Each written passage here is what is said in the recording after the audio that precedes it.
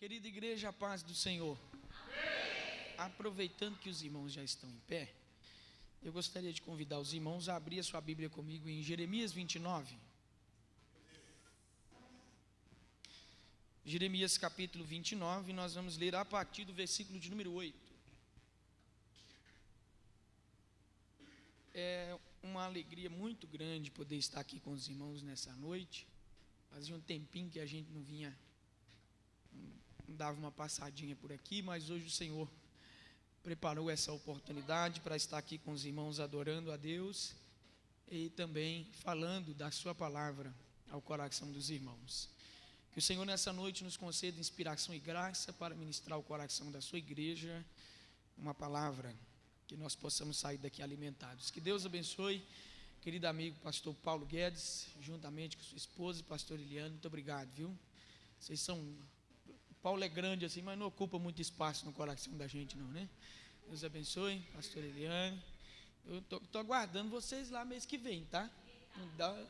Não dá o bolo não, que já tem um anjo com uma espadinha de fogo já te acompanhando, viu? Mas se não der, a gente entende. Que Deus abençoe. Queridos irmãos, quantos encontraram o texto? Jeremias 29, a partir do 8, nós vamos ler até o 13, que diz assim: Porquanto, assim diz o Senhor dos exércitos, o Deus de Israel: não vos deixeis enganar pelos profetas e adivinhos que habitam entre vós, nem deis atenção aos sonhos que vós mesmos os estimulam a ter. Ora, eles vos profetizam falsas visões e palavras em meu nome. Eis que eu jamais os enviei, diz o Senhor.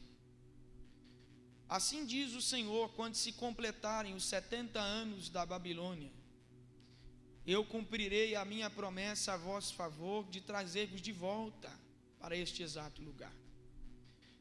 Porquanto somente eu conheço os planos que determinei a vosso respeito, diz o Senhor: planos de vos fazer prosperar e de não vos causar dor e prejuízo, plano para vos dar esperança e um futuro de paz.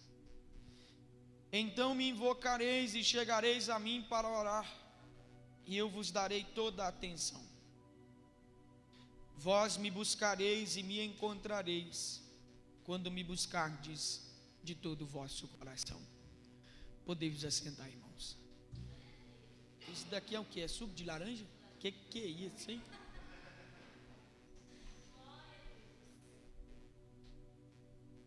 Queridos irmãos, nessa noite eu gostaria de meditar um pouquinho com os irmãos acerca desse texto, essa porção bíblica que se encontra no livro de Jeremias. O profeta Jeremias, eu sempre gosto de ressaltar isso, é o profeta que eu mais gosto de ler acerca da sua história, de analisar o seu ministério, pois a forma fiel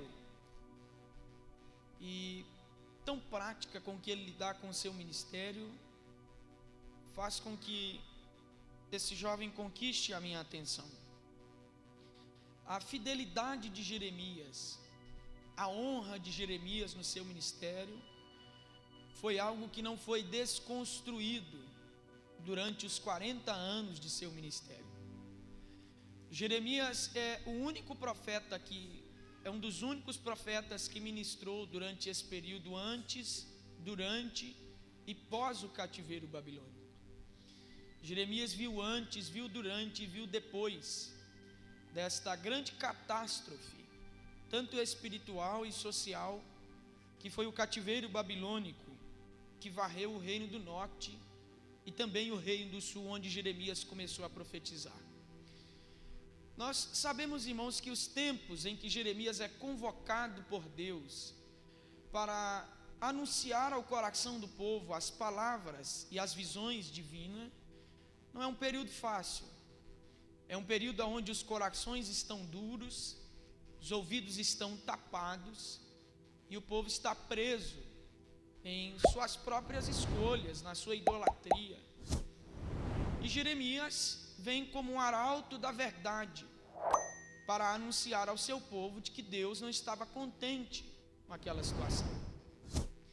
Tanto é que nós podemos resumir toda a profecia de Jeremias e todo o seu ministério, as suas palavras antes do cativeiro babilônico em um capítulo só, que é o capítulo de número 18, quando o Senhor usa Jeremias para descer até uma olaria, e ele diz que: eis, eu vi que o oleiro fazia a sua obra sobre as rodas, mas como o vaso que ele fazia de barro se quebrou na mão do oleiro, tornou ele a fazer outro vaso semelhante ao primeiro, conforme pareceu bem aos seus olhos fazer. Então veio a mim a palavra do Senhor dizendo: assim como barro nas mãos do oleiro, assim sois vós na minha mão, ó casa de Israel. Se tal nação contra eu profetizar que vou arrancar, que vou destruir e que vou derribar, se essa tal nação se converter e se arrepender dos seus maus caminhos, eu, Senhor, também me arrependerei do mal que lhes pensava fazer. Então esse é o resumo do que acontece no ministério de Jeremias. Ele é aquele que anuncia que Deus, sendo o supremo oleiro, está disposto a pegar este vaso quebrado e refazê-lo, mas caso contrário, o juízo de Deus está próximo, a taça da ira de Deus estava próxima a se derramar. Mas eu costumo dizer, irmãos, que uma coisa é você pregar para quem quer ouvir a sua mensagem, outra coisa é você pregar para quem não quer ouvir e quem não quer mudança. E essa era a tarefa de Jeremias. Jeremias tinha uma dura tarefa pela frente, de que era anunciar uma mensagem ao coração de um povo que não queria ouvir esta mensagem. Jeremias tinha a árdua missão de, pela palavra de Deus, mudar o coração do povo, para que eles pudessem ter um futuro de paz, um futuro próspero, conforme o plano do Senhor, relativo ao seu povo, à sua nação eleita e escolhida por ele. Jeremias carrega consigo uma mensagem de juízo, uma mensagem de confronto, de arrependimento, uma mensagem dura de se ouvir. E com isso nós vamos perceber que Jeremias foi um dos profetas, ou o maior profeta, mais rejeitado da história de Israel, foi Jeremias. Jeremias foi o profeta mais rejeitado da história de Israel. E eu nem tanto culpo o jovem, porque a rixa do povo não estava com o menino em si. O que o povo não gostava era da sua mensagem, mas como o portador sempre leva o bônus da mensagem, Jeremias era descredibilizado, rechaçado, escorraçado, espancado, humilhado e tantas outras coisas. Jeremias, não, mesmo tendo esses confrontos pela frente, Jeremias nunca deixou de anunciar o que a palavra de Deus queria falar ao coração do povo. Porque o ministério de Jeremias não estava envolto na popularidade. O Jeremias não estava ligando para os aplausos do povo. O Jeremias não estava satisfeito em o povo amá-lo. O Jeremias estaria satisfeito se o povo acatasse as palavras de Deus na sua boca e voltasse o seu coração para o Senhor. A popularidade não fez com que Jeremias negociasse a sua mensagem. Jeremias preferiu permanecer fiel a Deus, mesmo não tendo crédito com o povo e sendo rejeitado por aqueles que eram alvo da sua mensagem. Jeremias vai caminhando o seu ministério e vai anunciando ao coração do povo as palavras e as visões que o Senhor lhe dava. E Jeremias encontra estes desafios pela frente. E pelo menos 2 desafios Jeremias encontra pela frente. O primeiro deles é que nós vamos perceber, ao discorrer do livro do profeta Jeremias, que há um grande confronto entre Jeremias e os falsos profetas. Havia uma guerra de profecias, se é que eu posso dizer assim. Havia uma guerra das profecias. Por quê? O Jeremias era a única voz que profetizava o juízo, o arrependimento, o confronto, vamos voltar para Deus. Deus não está contente com a gente. Se a gente não se arrepender, o bicho vai pegar para o nosso lado. Vamos embora, vamos se arrepender, vamos chorar, vamos trazer o favor e a misericórdia de Deus sobre nós. Só que nesse mesmo tempo, haviam também aqueles falsos profetas, falsos sacerdotes, comprados pelo dinheiro e pelo sistema, que profetizavam falsas bênçãos ao coração do povo. Então, enquanto Jeremias gritava juízo daqui, os falsos profetas gritavam vitória do outro lado. Enquanto Jeremias gritava a ira de Deus daqui, os falsos profetas gritavam: Deus nos ama, Deus é misericordioso, Deus está com a gente, Deus é a vitória. E Jeremias dizia: não tem vitória. E os falsos profetas gritavam: tem vitória. E o Jeremias dizia: Deus está irado com a gente. E os falsos profetas diziam: Deus é o nosso socorro. E há um confronto de vozes em Israel.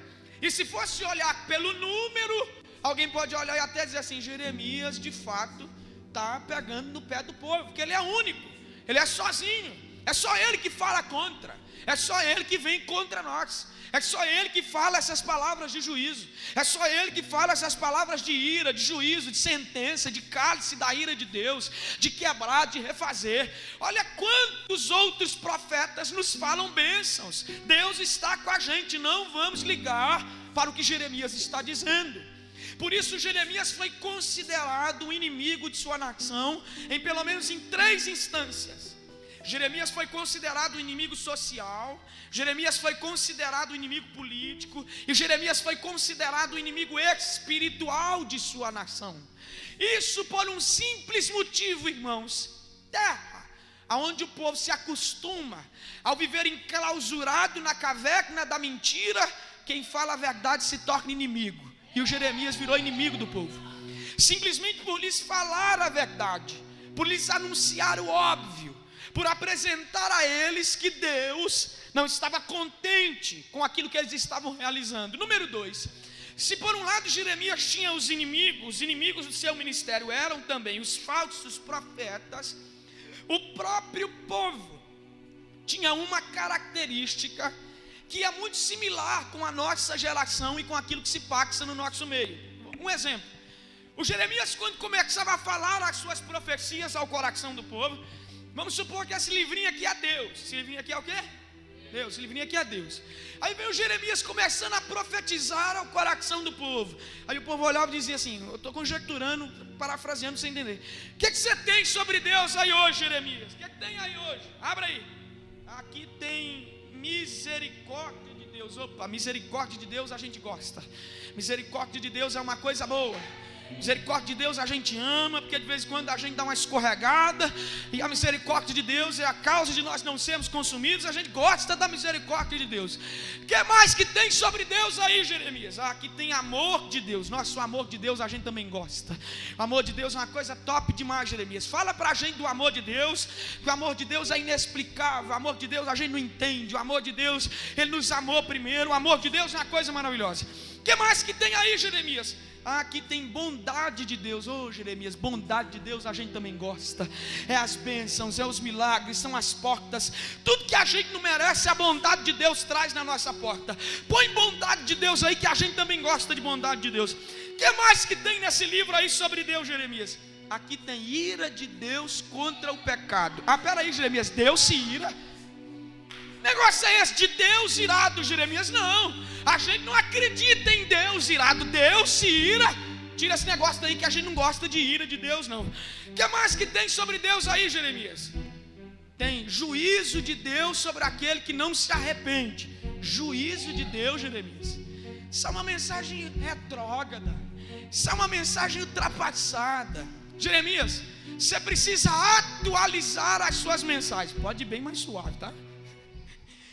Jeremias, você precisa atualizar as suas mensagens.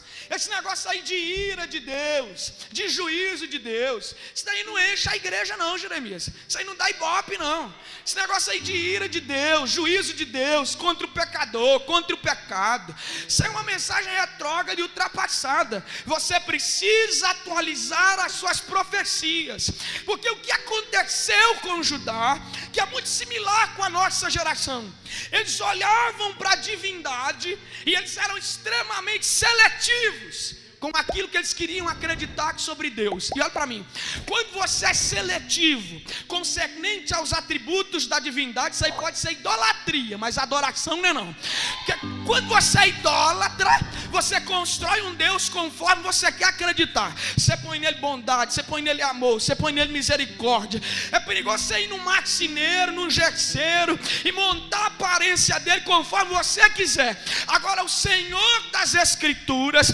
não será manipulado ao bel prazer humano para agradar ao coração prepotente do homem. Deus é amor, Deus é misericórdia, Deus é bondade, mas também é justiça, mas também é juízo, mas também se ira contra a iniquidade, se ira contra o pecado. Nós não podemos ser seletivos. Eu não acredito em Deus assim, eu não penso em Deus assim, então isso é idolatria. Porque o padrão de Deus, a revelação especial de Deus, não vem por aquilo que eu acho. Eu acho que Deus é isso, eu acho que Deus é aquilo, eu acho que Deus é assim, eu acho que Deus é daquilo outro. O padrão da revelação especial de Deus não é o que eu acho na mente do homem. O padrão da revelação especial de Deus é isso aqui. Isso aqui de Deus diz que Ele é amor, Ele é paz, Ele é bondade, Ele é misericórdia, mas é justiça, é juízo, é sentença. Ele é Deus. E eles não querem acreditar no que Jeremias está pregando. Eles não querem acreditar no que o Jeremias está falando. Quando de repente Jeremias está falando acerca do cativeiro e o cativeiro acontece.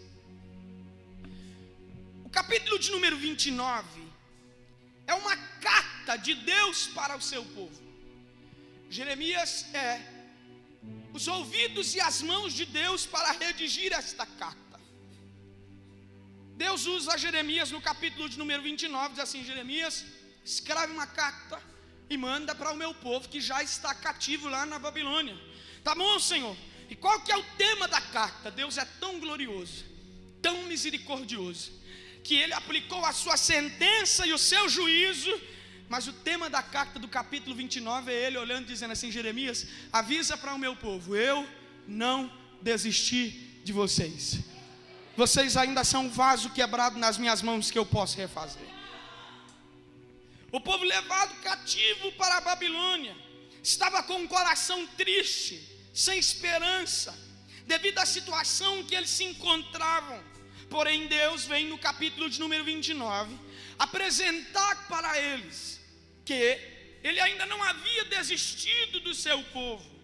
E ao longo dessa carta do capítulo 29, Deus deixa claro que nunca saiu do controle da história de seu povo.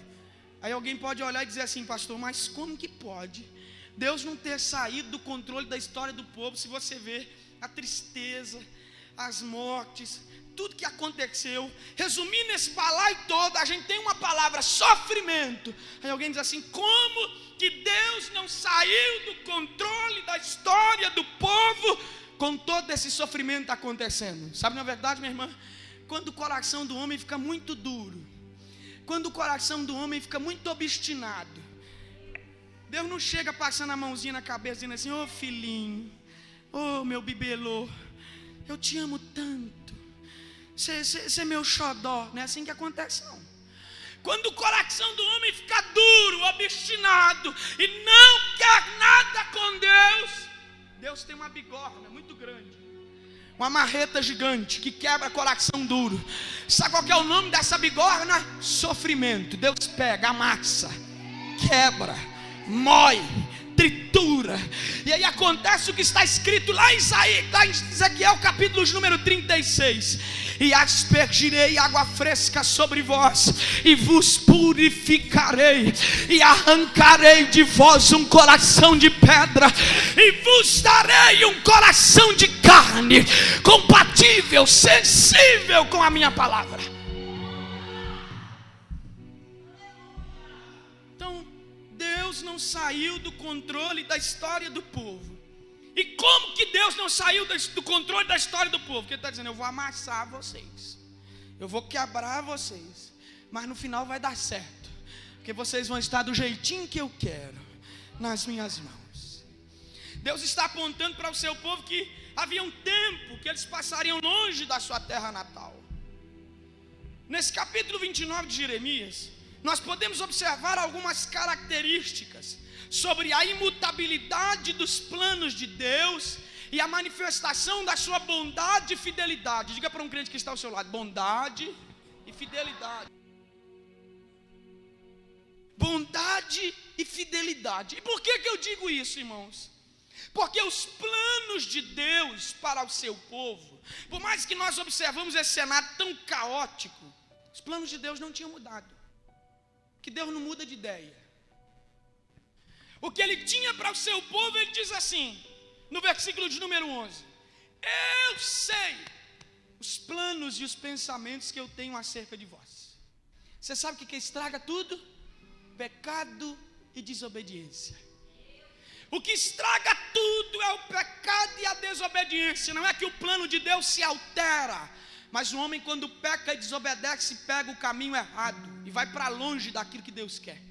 Então Deus tem todo o trabalho de trazer o seu povo de volta. E é aí que a gente percebe a bondade e a fidelidade de Deus, porque Deus permanece sendo bom quando o homem é mau. Deus permanece sendo fiel quando o homem é infiel, porque o seu caráter não contém sombra de variações. Deus é hoje, amanhã e eternamente. Deus é hoje, amanhã e eternamente. Por isso o versículo de número 8, ele começa dizendo assim: assim diz o Senhor dos exércitos, não vos deixeis enganar pelos profetas e adivinhos que habitam entre vós, nem deis atenção aos sonhos que vós mesmos os estimulam a ter. Diga para esse crente que está ao seu lado agora, diga para ele agora: Deus, nessa noite, está dando uma chave para a gente aqui, mas é de fenda, vai colocar nós no lugar agora. É agora, vamos lá. Nós, Deus no versículo 8 diz assim: não deis atenção aos falsos profetas, aos adivinhos que habitam entre vós. Por quê? Nós nunca precisamos tanto de discernimento espiritual como nos dias em que nós estamos vivendo. Nós nunca precisamos tanto de discernimento espiritual como nessa época pós-moderna, em que a Europa e a América do Norte já se tornou pós-cristã, e essa onda está chegando no Brasil, e nós estamos precisando de discernimento. E discernimento para quê? Para saber discernir o que vem de Deus, o que vem do coração do homem e o que vem do capeta, do chifrudo. Porque todo mundo fala. Deus fala, o homem fala e o chifrudo fala. Vamos lá, vamos começar de trás para frente. O que é que vem do diabo? Como discernir o que é que vem do diabo? Quem promete mundos e fundos para o homem em troca de sua adoração é o diabo. Que foi isso que ele fez com Jesus lá na tentação do deserto. Ele disse: está vendo tudo isso aqui que você quer? Tudo isso aqui que seu braço está vendo aí, seu olho está vendo. Se prostrado você me adorar, eu diz: eu dou tudinho isso aí para você, só me adora. Deus nunca dá nada para o homem em troca de sua adoração, porque o que glorifica a Deus na vida do homem não são os seus bens, é o seu caráter. É por isso que na história de Jó, Deus não teve intenção nenhuma de dizer para Satanás assim: você está vendo como é que eu abençoei ele? Você está vendo como é que ele está ricão, está ostentando, lavando o pé com leite de cabra. Eu fiz dele um homem rico demais. Foi assim não. Deus só olhou para o diabo e disse assim: você está observando ele? É um homem reto, íntegro, sincero, temente a Deus e desvia-se do mal. Porque quem promete mundos e fundos para o homem em troca de sua adoração é o capeta. Deus está em busca do seu coração, do seu caráter, para que a nossa vida seja um sacrifício vivo, santo e agradável a Deus, um culto racional ambulante ao Senhor das Escrituras. Nós precisamos saber discernir o que vem do diabo, e nós precisamos saber discernir o que provém do coração do homem. Porque nós também estamos vivendo uma época difícil hoje. Às vezes a pessoa ela não tem coragem de dar um conselho. Ela não tem coragem. Qual que é o seu nome, minha irmã? A pessoa não tem coragem de chegar para a irmã Valéria e dizer assim: irmã Valéria, se eu fosse a senhora, eu não tomava tal decisão, não fizesse tal coisa, porque eu acho que para a senhora não é bom. Só que como ele não tem coragem de chegar para a irmã Valéria e dizer: eu estou dizendo, aí ele chega assim: Valéria, assim diz o Senhor para você, meu irmão, não faça, não vá, termina, não entra nessa porta, não vá por aí. E Deus daqui dizendo: eu não tenho nada a ver com isso aí não. Porque nós estamos vivendo dias em que o coração do homem também fala. Outro dia na minha cidade eu ouvi uma história de uma sogra que não gostava da nora. E ela ficou bolando como é que ela ia fazer para poder terminar aquilo tudo. E a mente da véia foi tão criativa que um dia ela reuniu todo mundo na sala. Vamos orar. Aí no meio da oração ela começou: eita glória, mistério. É mistério, é mistério, é mistério, é mistério. Levantou em profecia, colocou a mão na cabeça do filho dela e disse assim: eis que te digo, termina, porque esse relacionamento não provém da minha parte. Como assim, meu Deus do céu? Nós precisamos saber discernir o que é que vem do coração do homem. E nós precisamos saber discernir o que é que vem de Deus para a nossa vida. Porque, irmãos, como saber discernir o que é que vem de Deus para mim? Nós não podemos ser guiados por aquilo que nós gostamos de ouvir ou achamos ser os planos de Deus para nós. Por que eu digo isso? Porque nos nossos dias o povo formou a característica de um Deus que parece mais um gênio da lâmpada. Você senta e diz assim: agora eu quero um carro, vá lá buscar para mim, traga aqui, traga. E Deus diz assim: sim, meu amo, eu tô lá, vou lá preparar que sua bênção e está chegando. Agora eu estou precisando de uma casa, vá lá buscar para mim. Faz igual o pica-pau amarelão, vai lá e busca uma casa para mim. Aí chega uma casa, vai lá e busque um salário bom para mim, chega e traz. Parece um gênio da lâmpada. É um Deus que nunca diz não. É um Deus que parece mais um cachorrinho domesticado do que soberano. Que negócio é esse? Irmão, nós precisamos saber discernir o que é que vem de Deus. O Deus das Escrituras é um Deus que de vez em quando diz não. É um Deus que de vez em quando não abre portas, não cura, não levanta, não faz. Isso não é porque Ele é mau, isso é soberania.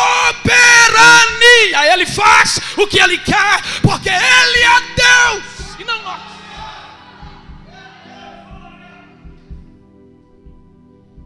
Você está aqui ou não? Nós precisamos saber discernir o que é que vem de Deus para nós. Nós precisamos fazer de tudo para estar no centro da verdade de Deus. E onde que está o centro da verdade de Deus, pregador? Na boca do profeta A, na boca do profeta B? Não, o centro da verdade de Deus está aqui. Se tu caminhares pelos caminhos desta palavra, fique certo que a sua casa será uma casa de bênção, teu celeiro será um celeiro próspero, teu casamento andará em paz, tudo que fizeres prosperará, pois eis que coloco diante de vós o caminho da bênção e da maldição. É você que escolhe por onde você anda. O centro da verdade de Deus está na sua palavra. Os sonhos que vós mesmo os estimulam a ter. Você já viu aquele gente que quer induzir alguém a entregar uma profecia? É por isso que tem gente que ele é cigano de igreja. Porque onde que ele vai, que não tem uma profetada, ele diz: Deus não está aqui, Deus não fala. Enquanto isso, Deus fala durante 1 hora através da palavra, ele dorme, baba no banco.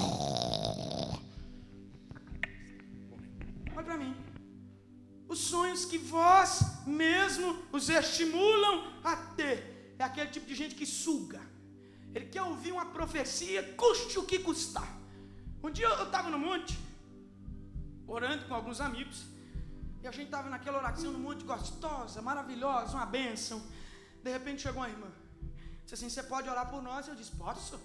Nós oramos, coloquei a mão na cabeça dela e disse: Senhor, abençoa, abençoa, abençoa, abençoa, abençoa, abençoa, abençoa, abençoa, abençoa, abençoa, abençoa, abençoa, abençoa, está abençoado, pode ir embora. Eu acabei de orar, ela olhou para mim e disse assim: traga o rolo. E eu disse, mas que rolo. Deus não te falou nada não. E eu disse, não. Ela fez uma carinha triste e foi embora. Os sonhos que vós mesmo os estimulam a ter. É aquele tipo de gente que força. Ele força a porta. Não ora para ver se Deus fala alguma coisa acerca disso. Ninguém quer ter responsabilidade de escolha nenhuma. Quer sempre terceirizar o negócio. Olha para ver se Deus fala uma coisa acerca do meu relacionamento. Ora para ver se Deus fala uma coisa acerca disso. Ora para ver se Deus fala uma coisa acerca daquilo. Irmãos, nós precisamos amadurecer. Pregador, o senhor não acredita em profecia? Acredito. Eu cresci no meio do ciclo de oração e nessa igreja aqui, acho que foi 2020, eu tive uma das minhas maiores experiências com revelação na minha vida.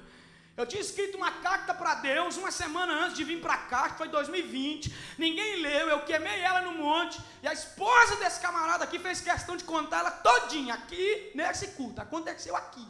Eu acredito. Mas nós estamos vivendo uma época de tanto charlatanismo no nosso meio. Tanta coisa que nós vemos que embola. Eu estava conversando com o meu pastor esses dias, eu disse, pastor, está difícil o negócio. Porque de cada 10 profecias que eu recebo na igreja, eu fico até com medo de blasfemar. 7 são lorota. E sabe quem que ama um coração bobinho? Os falsos profetas, eles amam. Esse povo que ama a profetada, os falsos é facinho de iludir, eles amam. Você reparou que a profecia desse pessoal é só empresa? Só salário. Você vai ser o maior dizimista dessa igreja. Deus está te prosperando. Só bênção, só maravilha. É empresa, é carro, é salário. Aí diz assim, o diabo estava furioso contra a sua vida. Com quem que o diabo não está furioso, gente? Com quem? A Bíblia diz assim, ele anda ao nosso derredor, bramando como leão, buscando a quem possa tragar. Vacila que o dragão te engole. Com quem que o diabo não está furioso? Eu nunca vi uma geração para ser tanto alto de trabalho de macumbaria como a nossa. Deve ter 10 trabalhos por cada tumba no cemitério hoje em dia. Fizeram um trabalho contra a sua vida. Fizeram um trabalho para destruir sua casa. Aí vai na outra igreja a mesma coisa. As profecias são sequenciais, elas não mudam. Eles passam por aqui e dizem empresa, cemitério, macumba, prosperidade. Eles partem para outra igreja a mesma coisa. Cemitério, macumba, empresa, prosperidade. Uma fita gravada e o povo não cai nessa. Quando que nós vamos perceber, irmãos, e entrar naquilo que Deus está dizendo? Não dê atenção aos falsos profetas e adivinhos, e nem aos sonhos que vós mesmos os estimulam a ter. Porque eu sei os planos e os pensamentos que eu tenho sobre vós. São planos de vos dar um futuro de paz, diz o Senhor. De vos causar dor e prejuízo. Plano para vos dar um futuro melhor. Esse aqui que é o plano de Deus. Você quer viver tudo isso daqui? Ande debaixo da palavra. Seja íntegro, sincero. Ame a Deus acima de todas as coisas. Isso aqui se cumpre na nossa vida, gente.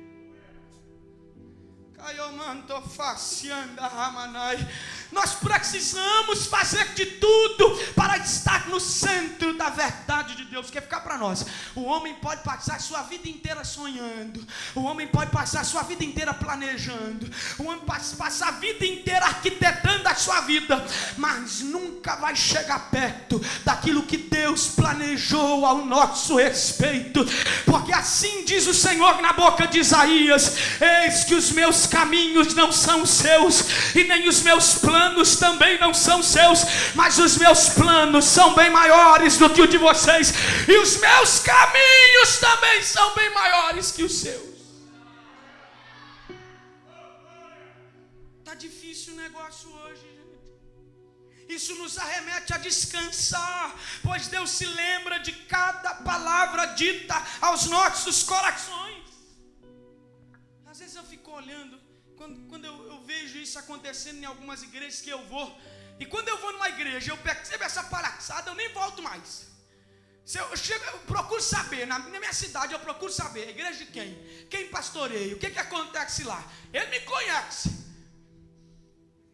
Quando Quando ele me põe numa igreja aqui em São Paulo, que eu digo para ele, não volte lá, eu não volto lá. Que eu prefiro ficar em casa, cultuando em casa, lendo em casa, deitado em casa, do que sentar num culto que eu sei que o povo está sendo enganado. Eu fico em casa. E nós, irmãos, nós estamos vivendo um dia difícil. Às vezes você fica olhando, a pessoa chega na igreja, nada contra o estereótipo de ser ninguém, mas a pessoa chega na igreja, toda cheia de badulaque.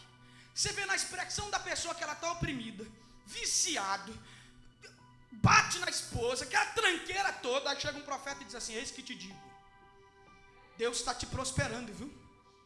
Deus está te dando uma empresa. Gente, qual a intenção de Deus em encher a carteira do camarada de dinheiro enquanto ele está indo para o inferno? Deus não está interessado em enriquecer ninguém enquanto esse alguém ainda não nasceu de novo. Primeiro Deus transforma o coração do homem, Deus sara o coração do homem, pois sua vida aqui é passageira, mas sua alma é eterna. Deus está interessado na sua eternidade e não no seu passageiro. Eu vou mexer com a cabeça de alguém aqui agora. Nós estamos vivendo um dia tão difícil que tem uma mensagenzinha que eu não suporto mais essa mensagem. A pessoa quer nada com Deus, quer nada com a igreja, visita a igreja só quando o negócio está difícil, está apertado. Aí ele põe nos status e na rede social assim: eu estou passando pelo processo para viver o propósito. Que processo e propósito é esse que esse povo passa a vida inteira, mas nunca muda? Que largada é essa que vive no casulo, mas quando sai bruxa? Que negócio é esse, meu Deus do céu? Nós estamos vivendo um tempo tão pesado que esse negócio dessa mensagem de processo e propósito, que o camarada desvia, a mulher desvia. Aí ele volta dizendo assim: foi o processo que eu passei para Deus permitir ter um testemunho para eu contar. Que testemunho, cabeçudo? Isso aqui é uma reputação, um testemunho mais forte do que esse. Nasci na igreja, cresci na igreja, nunca desviei, estou sempre diante de Deus, vivendo segundo a sua palavra. Desviar e voltar para a igreja não traz honra e testemunho para ninguém. Você é ex o quê? Eu sou ex-homossexual, eu sou ex-travesti, ex-alcoólatra, ex-trapaceiro, ex-ladrão, e eu sou ex-condenado ao inferno. Você quer uma mensagem mais gloriosa que essa?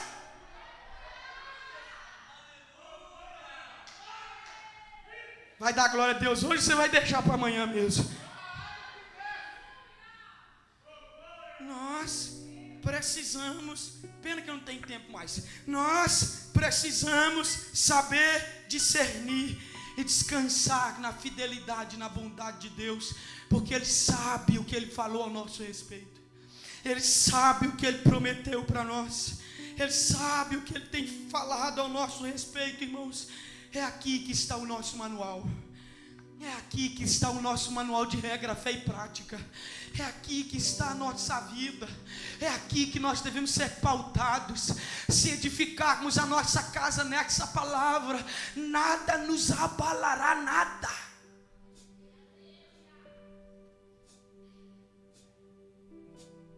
Esses dias eu estava pregando numa igreja.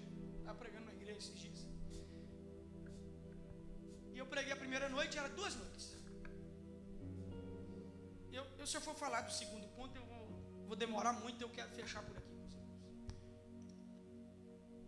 Eu fui pregar uma igreja, lá em Minas Gerais mesmo, outra cidade, umas 6 horas de viagem.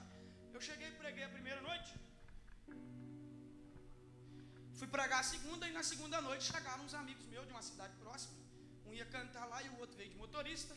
O que veio de motorista sentou assim à esquerda do banco, do púlpito. Eu estava sentado no púlpito e depois eles foram me transportar de uma cidade para outra. E a gente foi conversando no carro e ele disse assim para mim: rapaz, tinha um obreiro lá que perguntou se eu te conhecia. Eu disse: é mesmo? Ele disse: é. Perguntou se eu conhecia você. Por quê? Ele disse assim para mim, quando eu estava lá sentado do lado do púlpito, ele disse assim: você já viu esse menino pregar já? Eu disse: já, é benção, prega lá na nossa cidade, na região, na igreja direto. Benção, menino bom. Ele disse assim: eu não gostei muito do estilo de mensagem dele, não. Eu perguntei e disse assim: Thales, mas por quê que ele disse isso? Ele falou assim: não, é que eu gosto é do prá. Eu gosto é do ré. Eu disse: meu Deus, Que mistério sem Bíblia é esse, gente? Que fogo sem Bíblia é esse que esse pessoal passa?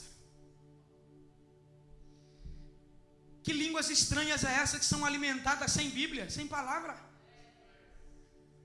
Que fogo é esse que esse povo marcha, mas não tem alimento sólido na boca para mastigar? Oh, irmãos, nós precisamos compreender. Eu sou do ré, eu sou da marcha. Eu gosto de visão, eu gosto de mistério, eu gosto de marchar, eu gosto de rodar. Mas em primeiro lugar eu gosto de uma palavra pregada. Eu gosto de uma explanação bíblica. Porque é isso que alimenta a gente, irmão. É isso que dá força para a gente. Você pode receber um milagre hoje, você pode receber uma grande bênção hoje, mas bênção e milagre não sustenta ninguém na igreja. Está assim de gente que foi curado, que recebeu bênção e hoje está no inferno, porque bênção e milagre não sustenta ninguém. O que salva o homem é a palavra no seu coração, a Bíblia.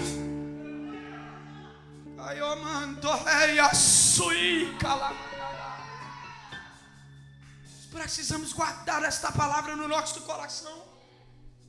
Jesus disse assim: certo homem construiu a sua casa na areia, e logo veio o vendaval e a chuva forte a levou. Quem baseia a sua vida em profetadas, nessas coisas, quando a tempestade vem, ele vai embora. Ele vai embora, ele não permanece. Foi curado, não permanece. Pensa, permanece. Ah, mas na campanha passada ele recebeu a profecia da empresa. Não permanece, vai embora. Tinha o maior salário, vai embora. O maior dízimo, vai embora. A maior carro, vai embora. Mas quando vem alguém lá do subaco da cobra, sobrevive com o máximo salário mínimo no mês, pobrezinho, dificultoso de levar a vida, mas a vida dele é pautada na palavra, edificada na palavra. Passa vento e entra vento, e ele está com o pé cravado, dizendo: daqui ninguém me tira, daqui eu não saio, daqui ninguém me arranca. É gente morrendo de câncer na família, é o filho desviado, é a família toda atrapalhada, e ele dizendo: meu coração está firmado na palavra. Se Deus fizer, ele é Deus. Se ele não fizer, ele é Deus. Eu adorarei ao seu nome pela sua palavra.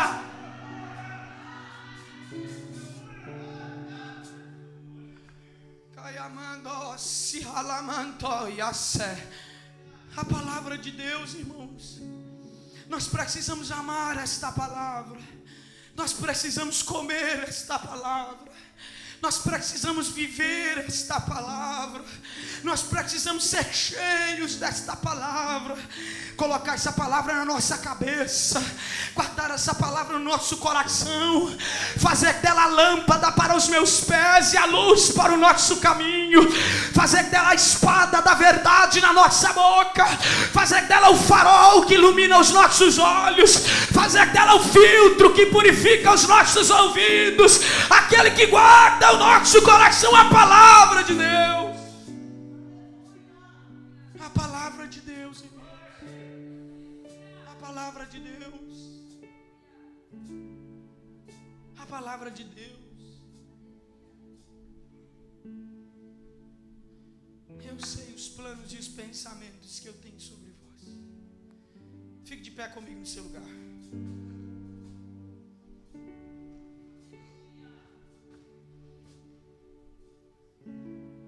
Como eu estou sentindo a graça de Deus aqui nessa noite. Como eu sinto a presença do Espírito Santo aqui. Anoviasse manto caia xanderemiasse. Calamanto e assume rema.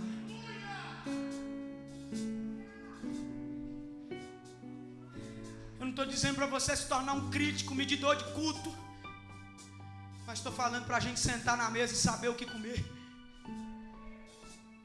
Que quando a gente vai no restaurante, nem tudo a gente come. Mamãe sempre me ensinou e disse: não come isso, porque esse daqui às vezes é guardado, é congelado, é comida estragada, você vai passar mal. Isso aqui foi feito no dia, isso aqui não dá para guardar. E nós precisamos sentar na mesa e saber o que comer, igreja. Nós estamos vivendo dias em que a galeria da fé está cheia de charlatões. Sabe quem sofre com isso? Pessoas simples, que são enganadas. E tem um monte de besta também. Está disposto a pagar quanto for preciso para apressar a bênção e milagre na vida dele. Quanto que é o de hoje? Hoje é milão. Vem para o altar, queima aqui, milão. Você é besta.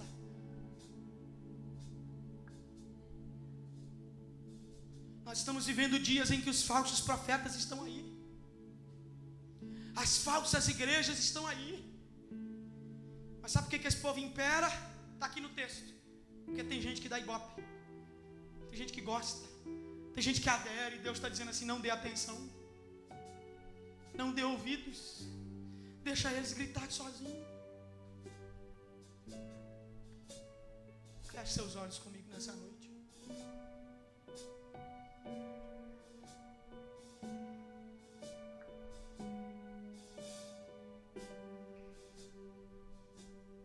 Oh Senhor,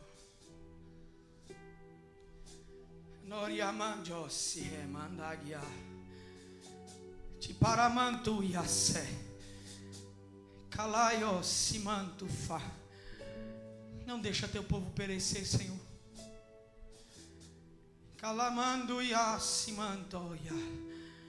Ilumina esta palavra no nosso coração, Jesus.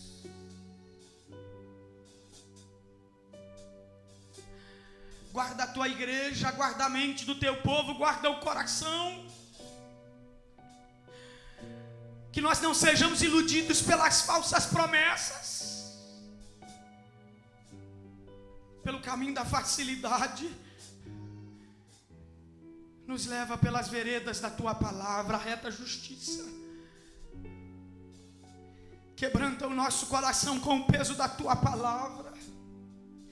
Transforma-nos pelo poder da tua palavra. Sara as nossas feridas com a tua palavra. Sepulta o nosso passado com a tua palavra.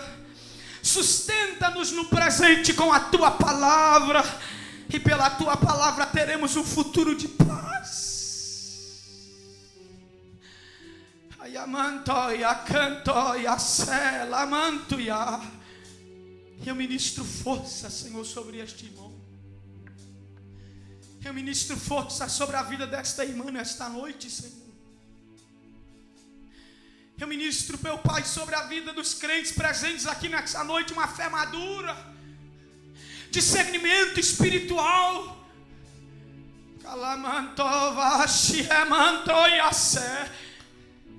No nome de Jesus, Senhor. Que o teu povo saia daqui nessa noite alimentado pela tua palavra, para a honra e para a glória do teu santo nome. Bendito seja o teu santo nome, Senhor. Amém. Mão no coração. A tua palavra escondi, guardada no meu coração, pra eu não pecar contra ti. A tua palavra escondi, minhas vestes no sangue lavei, e das tuas águas bebi, para ser uma oferta agradável a ti. Minha vida a ti consagrei. Meus dons e talentos são pra te servir. Meus dons preciosos são teus. Não vejo razão na minha vida sem ti. Tu és e meu Deus, assim como fogo refina o ouro, vem tua obra completar, até que o mundo tua glória em meu rosto